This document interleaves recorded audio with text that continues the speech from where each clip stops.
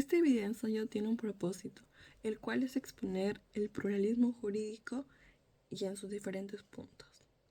Ahora paso con mi compañero para que les pueda explicar el concepto. Muy buenas tardes, doctor. Mi nombre es Jorge Pamo y el día de hoy voy a exponer sobre el pluralismo jurídico. Más concretamente, a mí me toca el tema número 1 acerca del concepto y los orígenes del pluralismo jurídico. Y más tarde desarrollaré un poco del punto número 2, que es respecto a los tipos de pluralismo jurídico que existen.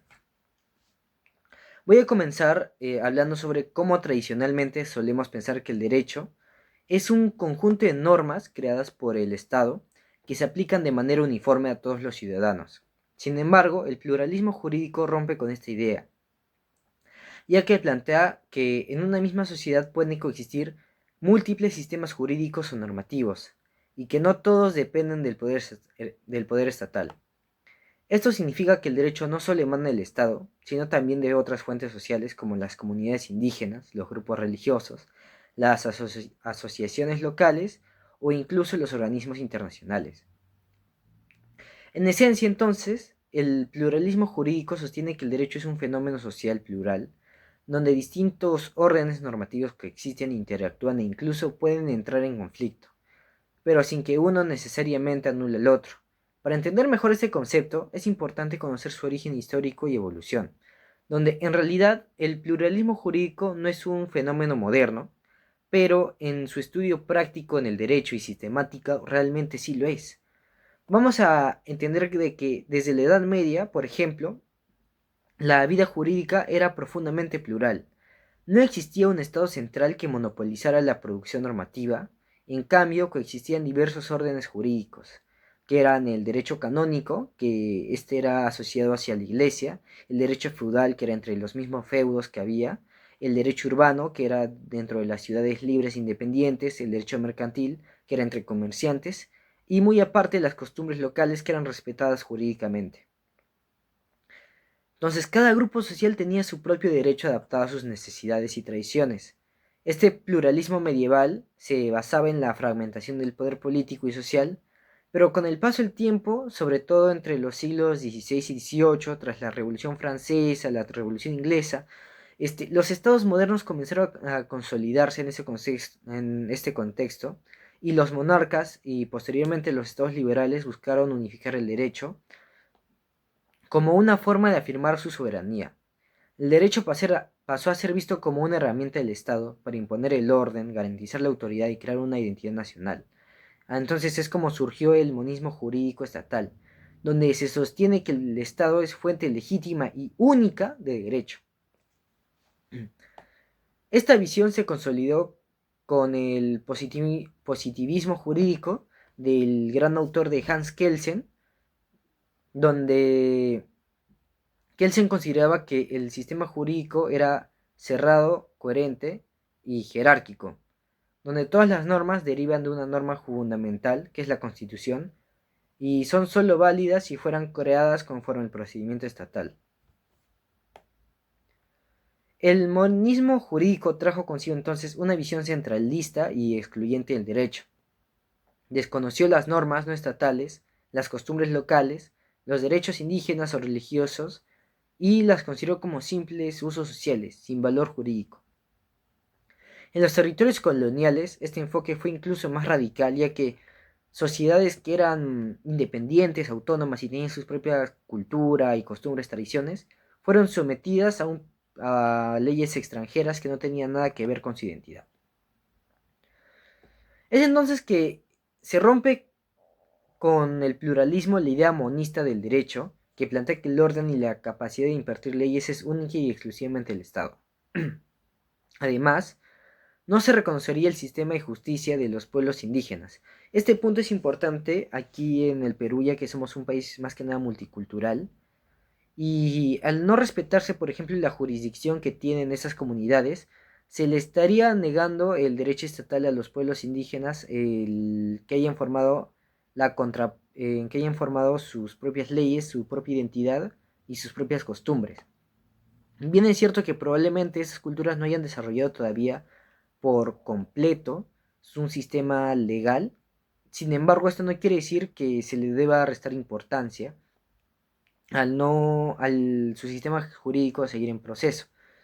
Existe, por ejemplo, una teoría crítica del derecho, que es la de la marginalidad, donde se propone que el derecho marginaliza estas prácticas indígenas. El pluralismo jurídico, entonces, es una crítica profunda al monismo estatal, donde cuestiona la idea de que el derecho sea una estructura única, homogénea y creada solo desde arriba. Plantea que el derecho también se produce desde abajo, en la vida cotidiana de las comunidades, en sus prácticas sociales, en su manera de resolver conflictos y en sus tradiciones de justicia. Los defensores del pluralismo jurídico encontramos diversos autores como John Griffith, Sally Engelmary o Bonaventura de Sousa Santos, donde sostienen que el derecho estatal es solo uno más entre varios sistemas jurídicos que operan en la sociedad. Por ejemplo, una comunidad indígena puede tener sus propias normas sobre propiedad, familia, justicia comunal que funcionen paralelamente al derecho nacional. El pluralismo jurídico además reconoce la identidad cultural y social y que no todas las comunidades entienden la justicia, la propiedad o la familia de la misma forma. Y por eso imponer un único modelo jurídico estatal puede resultar opresivo e injusto para ciertos grupos. Entonces, desde esta perspectiva, el derecho debe adaptarse a la realidad plural de la sociedad y no debe ser la sociedad la que se adapte al sistema jurídico monista y unitario que establece el Estado. En el desarrollo de distintos, del desarrollo de esta idea pluralista jurídica, han nacido distintos tipos de pluralismo jurídico, y aquí estamos entrando ya al punto número 2. Nos encontramos con, por ejemplo, el pluralismo clásico, que se dio principalmente en los contextos coloniales y postcoloniales, donde se refiere a la coexistencia del derecho estatal con los derechos consuetudinarios, indígenas o locales, pero dentro de una estructura jerárquica. Es decir, el derecho estatal seguía siendo superior y los otros sistemas eran tolerados solo en la medida en que no contradijeran las leyes del Estado. Un ejemplo de esto fue el sistema jurídico durante el periodo colonial en América Latina, o aquí en el Perú mismo, donde las autoridades españolas permitían que los pueblos originarios aplicaran sus costumbres, pero únicamente en asuntos menores o internos, y siempre bajo supervisión de un funcionario real. En cambio, y por otra parte, el nuevo pluralismo jurídico fue desarrollado desde a partir de la segunda mitad del siglo XX y planteó una relación más igualitarista y horizontal entre los distintos sistemas jurídicos. Ya no solo se trata de tolerar el derecho indígena o comunitario, sino de reconocerlo como legítimo y válido, incluso con la misma jerarquía que el derecho estatal. Este enfoque está vinculado a los movimientos sociales y al reconocimiento de los derechos de los pueblos originarios, las minorías culturales y los grupos marginados. Vamos a poner, por ejemplo, la Constitución de Colombia de 1991, donde se reconoce explícitamente la existencia de jurisdicciones indígenas dentro del Sistema Nacional de Justicia. O, por ejemplo, en la Constitución de Bolivia de 2009, la Constitución declara que el Estado es plurinacional y reconoce la justicia indígena, originaria, campesina, con la misma jerarquía que la justicia ordinaria. Esto significa que los pueblos originarios pueden resolver conflictos conforme a sus propias normas y procedimientos, siempre que respeten los derechos fundamentales. Otra forma de clasificar el pluralismo jurídico es distinguir entre pluralismo débil y pluralismo fuerte, donde el pluralismo débil es aquel donde el Estado reconoce la existencia de otros sistemas normativos, pero los mantiene subordinados a la ley principal. Se les permite funcionar solo dentro de ciertos límites establecidos por la ley estatal. Es una forma de pluralismo controlado donde el Estado sigue teniendo la última palabra. Por ejemplo, permitir la aplicación de la justicia comunal indígena siempre y cuando no contraiga la Constitución o los derechos humanos. En cambio, el pluralismo fuerte plantea una autonomía real y una relación de igualdad entre los distintos sistemas jurídicos. En este modelo, el derecho estatal no tiene supremacía, sino que convive con los otros sistemas de un mismo nivel de legitimidad. La idea es que cada comunidad tiene la capacidad de producir y aplicar su propio derecho de acuerdo con su cultura y su cosmovisión y su organización social. Este tipo de pluralismo exige diálogo, coordinación y respeto mutuo entre los diferentes sistemas jurídicos. Implica aceptar que el derecho puede tener múltiples centros de producción y no solo uno. Hasta aquí entra mi parte y a continuación le viene a exponer el punto número 3 mi compañero. Muchas gracias. Buenos días, buenas tardes, buenas noches. Me presento. Mi nombre es Cuchula Guamán Sandro Liceo y el día de hoy les voy a estar hablando acerca de los sistemas normativos alternativos. Empezando con el derecho consuetudinario o indígena. En comunidades indígenas, el derecho se transmite de generación en generación a través del tiempo, las costumbres y la oralidad. Por ejemplo, en el Perú, las comunidades campesinas o indígenas resuelven conflictos internos mediante sus propias manos. En esos casos, la mayoría de la forma en cómo resuelven ese tipo de problemáticas son mediante trabajos comunales o algunas son más severas, como podría ser azotados en público, en las plazas, como se ven en los diferentes medios. Estos sistemas cumplen con el rol o el papel esencial de preservar la identidad cultural y fortalecer la unión comunitaria. Otro de los sistemas de los cuales voy a hablar es el normativo religioso. Este sistema de lo que se encarga son distintos contextos, dependiendo de los países en los cuales ciertas religiones tengan más relevancia. Por ejemplo, el Perú, es un país altamente católico, y en las cuales las normas, las cuales rigen el catolicismo, son las más destacadas de estas, como podríamos mencionar, son los 10 mandamientos: el no matarás, el honrarás a tu madre y a tu padre sobre todas las cosas, o el honrarás a tu prójimo. Son aquellas normas las cuales rigen la conducta humana. Son esas normas las cuales nos impiden, o bueno, a la mayoría de personas, las cuales creen en estas normas, en cometer ese tipo de actos, los cuales claramente no van en contra de nuestra propia voluntad.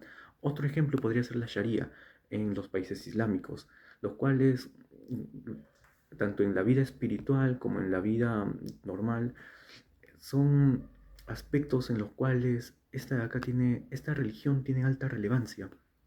Esos sistemas muestran en cómo la fe puede convertirse en una fuente de normas obligatorias para millones de personas.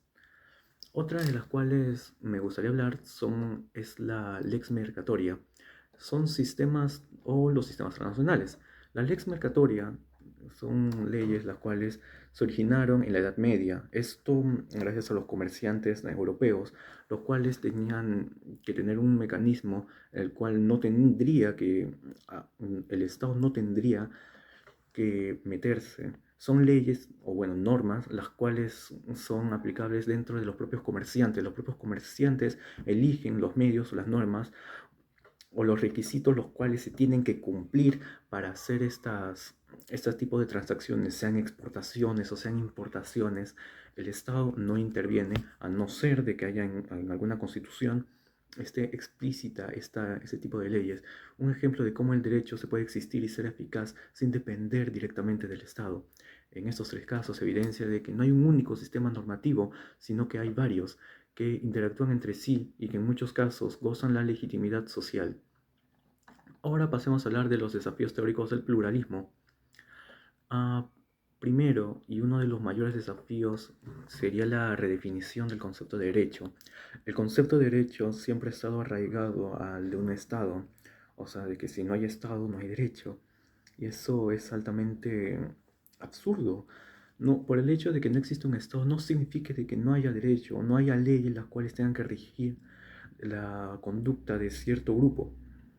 Claramente, el derecho existe sin importar que haya o no haya Estado, o de que hay una noción de existencia del Estado.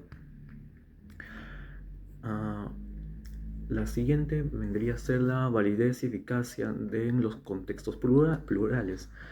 En un escenario plural, por ejemplo, en ciertas comunidades hay ciertas festividades, las cuales para nosotros pueden ser algo polémicas. Hay una comunidad en la sierra en las cuales en ciertos días selectos se pueden consumar actos los cuales nosotros podemos considerar como vandálicos, pero para ellos es legítimo, a ellos no les importa. Así que en esos tipos de casos lo que más importa es lo que está legitimado y no lo que nosotros pensamos, ya que al ser una costumbre o alguna tradición es algo que ellos mismos han preservado durante tanto tiempo. Una comunidad indígena, las normas del Código Penal o Civil pueden ser válidas a nivel estatal, pero lo que realmente se cumple y se respeta es la sanción comunitaria. Esto genera tensiones y equivale a la siguiente pregunta. ¿Qué hacer cuando una norma estatal contradice una costumbre indígena o de alguna comunidad? Simplemente se cumple lo que diga la legitimidad de dicha comunidad. Si nosotros no tenemos el poder sobre esas comunidades, o más que nada las leyes como la Constitución o los códigos penal o civil, la eficacia muchas veces depende más del reconocimiento comunitario que de la imposición social. Ahora, otro de los mayores problemas es la relación entre el derecho estatal y los sistemas alternativos. Este siendo uno de los mayores retos, ya que el Estado debe encontrar un equilibrio para garantizar que el funcionamiento de estos sistemas sean libres e independientes de nuestro Estado. Nuestras leyes no pueden contradecir a estas comunidades. Un ejemplo de esto son las constituciones de países como Bolivia, Ecuador y Colombia, en las cuales dentro del reconocimiento constitucional de su jurisdicción están implícitas las normas de aquellas comunidades indígenas. Allí se admite que las comunidades apliquen sus propios sistemas de justicia, pero dentro del cuerpo de límites que garanticen los derechos fundamentales. Eso es todo. Muchas gracias. Buenas noches, doctor. Voy a hablar yo sobre el pluralismo jurídico y derechos humanos. Mira, es un tema muy importante para entender cómo funciona el derecho en sociedades donde conviven distintas culturas. El objetivo de esto es cómo le- explicar cómo la existencia de varios sistemas de normas o leyes dentro de un mismo país cambia la forma en que entendemos la justicia y la regulación social. Primeramente, ¿qué es el pluralismo jurídico? Durante mucho tiempo se pensaba que el único derecho válido era el que venía del Estado, es decir, el que está en las leyes, los códigos y los tribunales. Pero el pluralismo jurídico dice que no existe un solo derecho, sino muchos en una misma sociedad donde pueden convivir. Está el derecho estatal, que aplica el gobierno, el derecho indígena o comunitario que usan los pueblos originarios, y también normas religiosas o costumbres locales que la gente sigue en su vida diaria. Por ejemplo, en países como Bolivia, Ecuador, México o Perú, se reconoce que los pueblos indígenas tienen su propio sistema de justicia con sus reglas y autoridades. Ahora, ¿por qué es importante? Esto es importante porque muestra que las personas no viven solo bajo las leyes del Estado, sino también bajo las normas de su cultura, su comunidad o su religión. Sin embargo, eso también plantea desafíos. Por ejemplo, ¿qué pasa si una costumbre de una comunidad va en contra de las leyes del país o de los derechos humanos? Ahí aparece un conflicto entre respetar la diversidad cultural y mantener la igualdad de derechos para todos. Ahora, el pluralismo jurídico y derechos humanos, voy a hablar sobre esto. Aquí aparece una tensión muy conocida entre dos ideas, el relativismo cultural y el universalismo. El relativismo cultural dice que cada cultura tiene sus propias reglas y valores y que nadie de afuera debería juzgarlas. El universalismo, en cambio, dice que hay derechos humanos universales que deben respetarse en todas las culturas. Por ejemplo, si una costumbre tradicional afecta la dignidad o los derechos de una persona, como puede ser en ciertos casos o desigualdades entre hombres y mujeres, el Estado tiene que decidir, ¿debe respetar la cultura o proteger los derechos universales? Este tipo de dilemas son los que hacen que el pluralismo jurídico sea un tema tan actual y complejo. Ahora, ¿cómo se puede lograr el equilibrio con el diálogo intercultural? Para evitar conflictos, muchos países han buscado mecanismos de armonización o de diálogo intercultural. Esto significa buscar acuerdos entre las diferentes normas de justicia. Algunos ejemplos que les voy a mencionar son reconocer legalmente que los pueblos indígenas pueden aplicar su justicia, pero sin violar los derechos humanos, crear espacios de diálogo entre jueces estatales e indígenas para resolver casos en conjunto, capacitar a los jueces y autoridades para que entiendan y respeten las costumbres culturales de cada pueblo.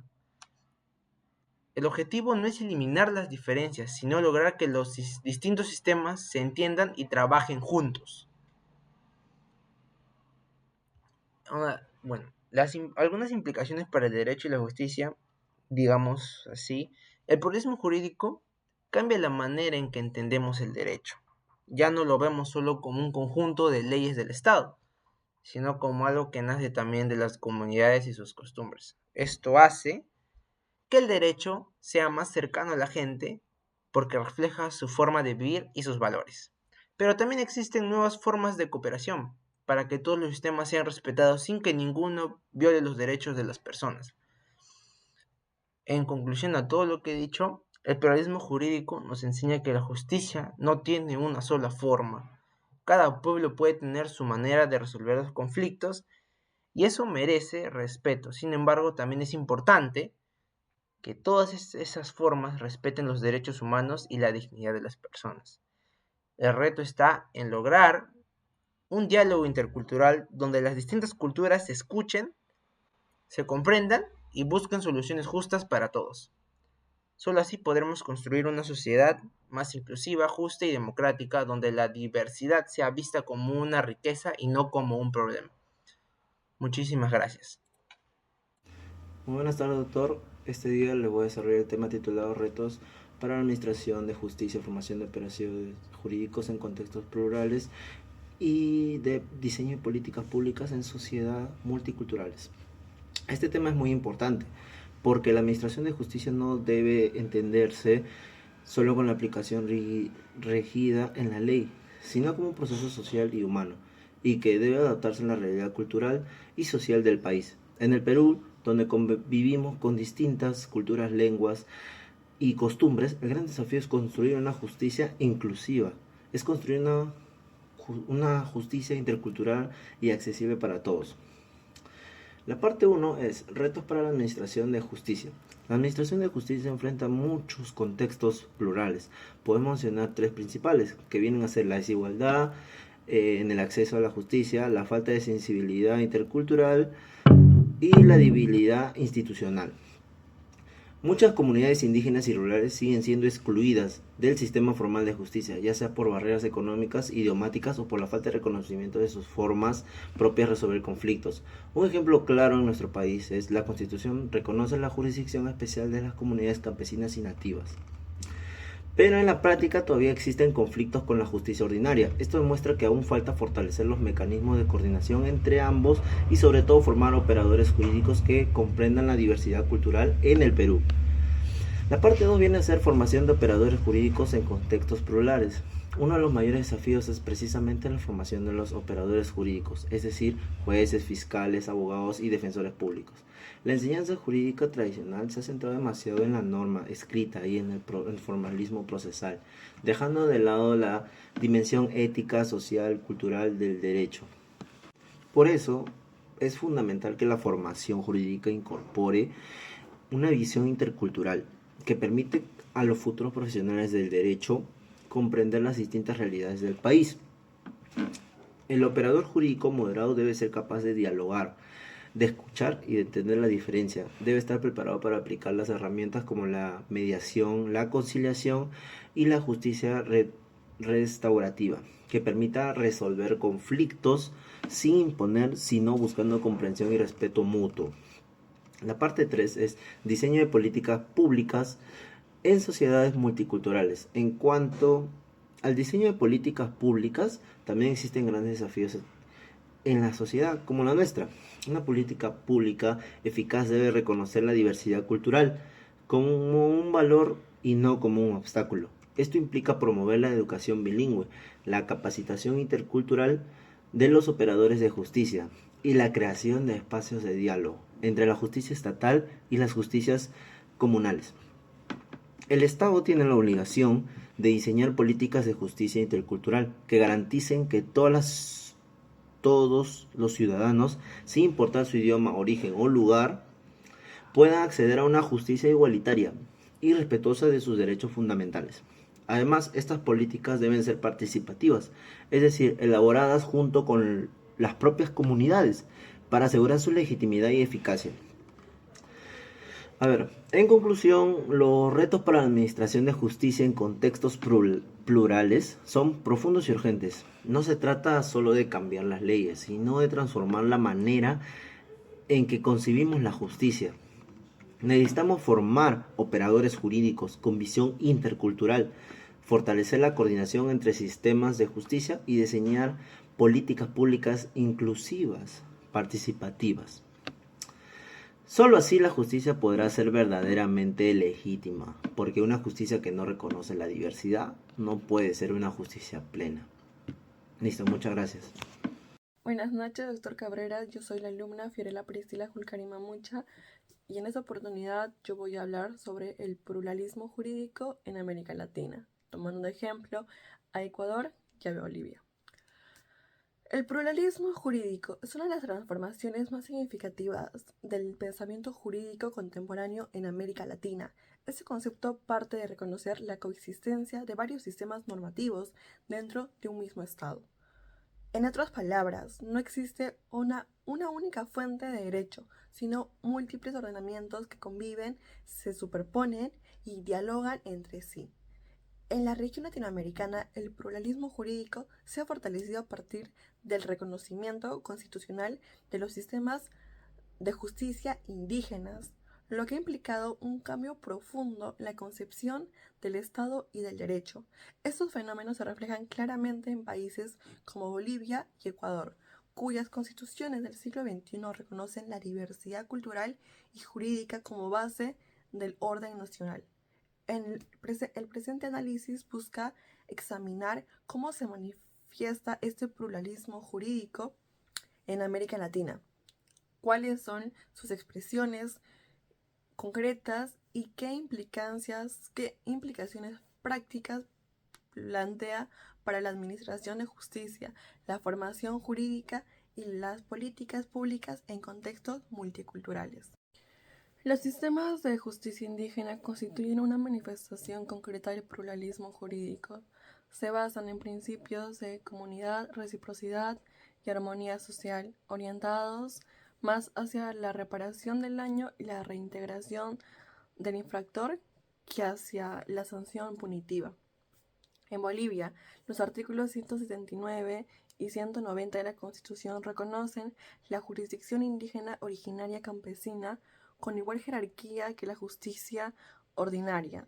Esto significa que las comunidades pueden resolver conflictos internos de acuerdo con sus normas y procedimientos, siempre que se respeten los derechos fundamentales establecidos en la Constitución. En Ecuador, el artículo 174 de la Constitución otorga a los pueblos y nacionalidades indígenas el derecho a ejercer funciones jurisdiccionales dentro de su ámbito territorial.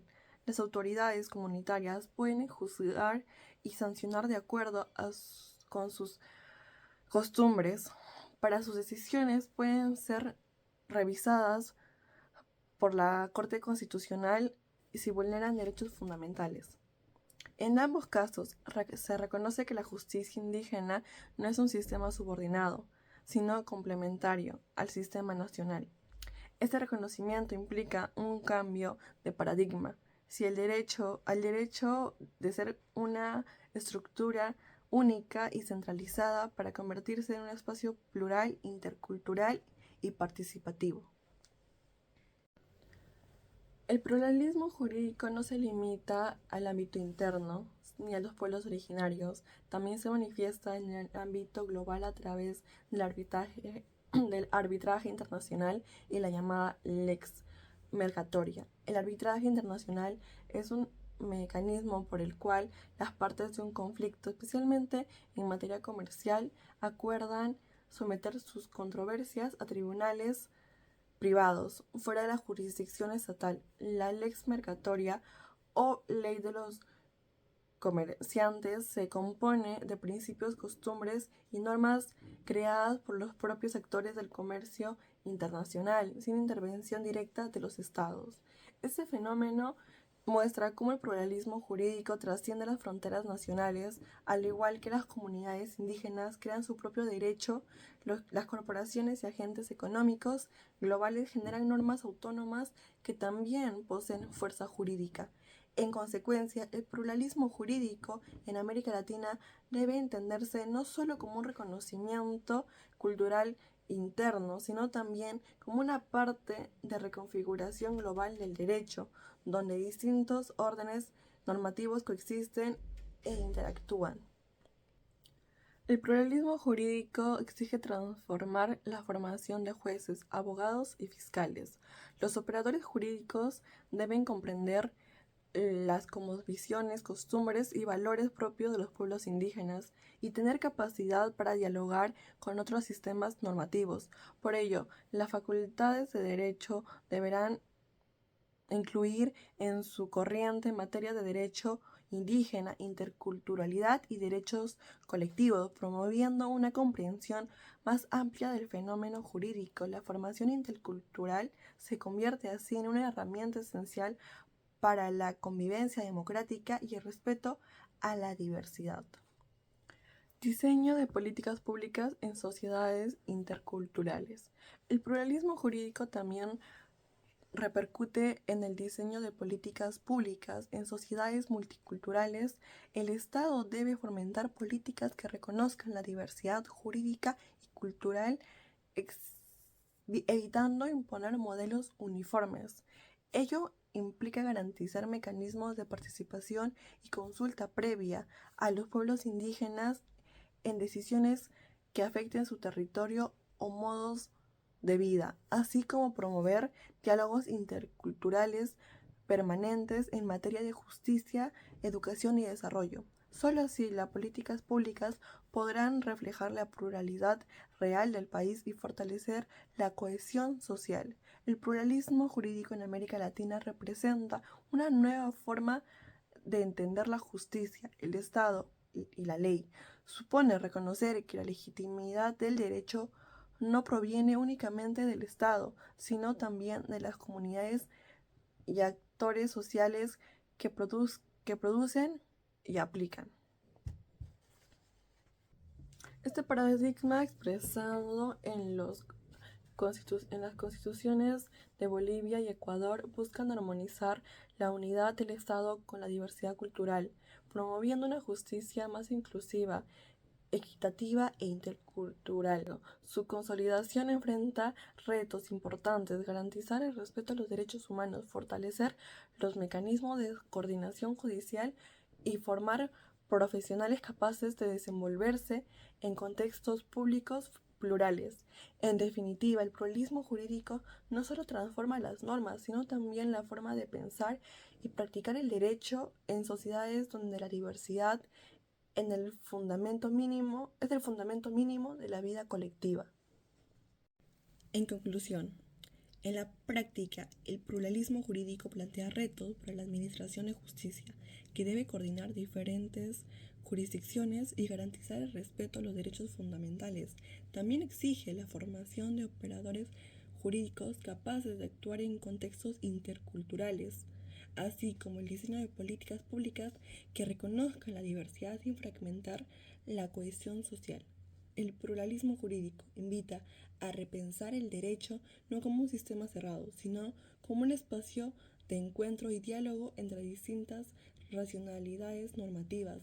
Representa una oportunidad para construir una justicia más inclusiva, participativa y sensible a la diversidad humana, reafirmando que la legitimidad del derecho no emana únicamente del Estado, sino también de la pluralidad de pueblos y actores que conformen la vida social contemporánea.